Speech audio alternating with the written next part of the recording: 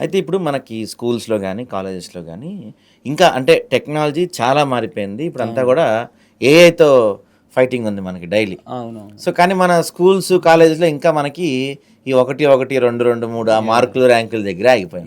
So, exactly. మీకు తెలుసు almost అన్ని స్కూల్స్‌లో గాని and parents even though parents గూడా యాహ్! Ranks yeah! బట్టి యాహ్! మీదే ఉన్నారు. నీకు ఫస్ట్ ర్యాంక్ వచ్చిందా లేదా? యాహ్! టాప్ 10లో ఉన్నావా లేదా? దీని మీదే ఉన్నారు. యాహ్! సో, ఈ వన్ నేను ఎప్పటినుంచో నాకు చిన్నప్పటి నుంచి డౌటు. మనం స్కూల్‌లో అప్పట్లో మనల్ని కొట్టి కొట్టి నేర్పించేవాళ్ళు. A+B whole yeah! Square. Yeah! అయి ఇంతవరకు లైఫ్‌లో ఎక్కడ పనికిరాలే మనకి. యాహ్! యాహ్! సో దానికి రీజనింగ్ ఒకటుంది. నేను హ్మ్. సో చెప్పాక నేను చెప్తా. చెప్పండి. చెప్పండి. సో, అంటే దానికి రీజనింగ్ ఏంటంటే first thing is that uh ranks తెచ్చుకునే ఏదైతే నేరేటివ్ ఉందో hmm. That we cannot change it. Hmm. This is my opinion. Okay. That will persist even after 10 years. హుహు. ఈవెన్ ఆఫ్టర్ 20 ఇయర్స్ ఆల్సో అదుంటుంది. Okay. So, దీనివల్ల advantage ఒకటేంటి అంటే competitive spirit.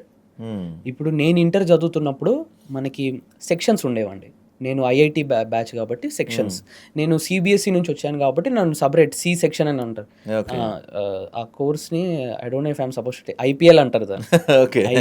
ఐపీఎల్‌లో 7 sections ఉంటాయి. ఓకే. ఐపీఎల్ సి మాది. ఆహా! CBSE section అందరూ నార్త్ ఇండియన్స్ అందరూ ఉంటారు. నేను ఓకే. అందులో ఉండేవాడిని. హ్మ్. ఈ మిగిలిన ఐపీఎల్‌లో 7 ఐపీఎల్ 1, 2, 3, 4, 5, 6, 7 హ్మ్. మాకు వీక్లీ టెస్ట్స్ పెట్టేవాళ్ళండి. హ్మ్. Weekly JEE mains. Okay.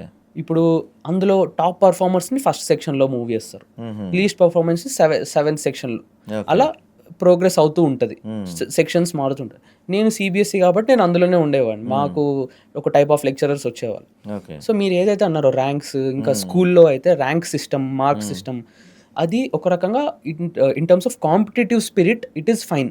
Okay.